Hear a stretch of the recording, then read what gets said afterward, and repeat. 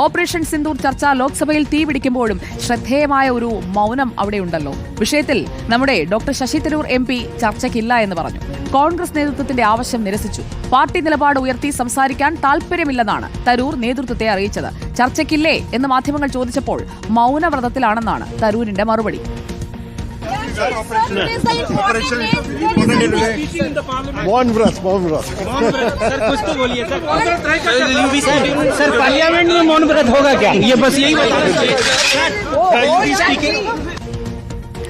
നമുക്കൊപ്പം ചേരുന്നു ജിമ്മി ജെയിംസ് വിശകലനവുമായി. Jimmy James, good evening.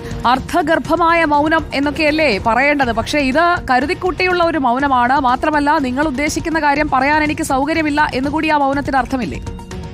സുജിയ, വളരെ വ്യക്തവും കൃത്യവുമാണ്. പ്രത്യേകിച്ച് ആ മൗനത്തിന് ഒരൊറ്റ അർത്ഥമേ ഉള്ളൂ. ശശി തരൂരും കോൺഗ്രസും തമ്മിലുള്ള അകർച്ച പൂർണ്ണമായിരിക്കുന്നു എന്നാണ്. ശശി തരൂർ ഇനി കോൺഗ്രസിലേക്കില്ല എന്നുള്ളത് വ്യക്തമാണ്.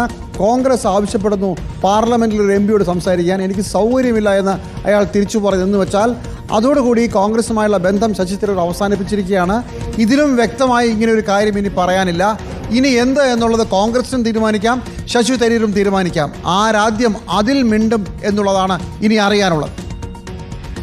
ജിമ്മി ജെയിംസ്, അങ്ങനെയാണെങ്കിൽ എന്നെ പിടിച്ച് പുറത്താക്കൂ, ആ ലൈൻ എടുക്കുകയാണ് ശശി തരൂർ എന്ന് കരുതാമല്ലോ. തിരുവനന്തപുരത്ത് അങ്ങനെയാണെങ്കിൽ ഒരു ഉപതെരഞ്ഞെടുപ്പ് വരുമോ ഉടൻ? തിരുവനന്തപുരത്ത് ഉപതെരഞ്ഞെടുപ്പ് വരാം. ശശി തരൂർ വേണമെങ്കിൽ കോൺഗ്രസിൽ കുറച്ചു കാലം കൂടി തുടരാം.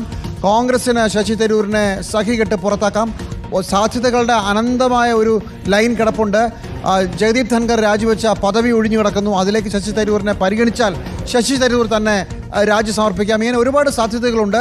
ഇരു കൂട്ടരും എന്തായാലും ഇനി ഒരുമിക്കില്ല എന്നുള്ള കാര്യം വ്യക്തമായി കഴിഞ്ഞു. ഓക്കെ, ജിമ്മി ജെയിംസ് ആണ് വിവരങ്ങളുമായി നമുക്കൊപ്പം ചേർന്നത്.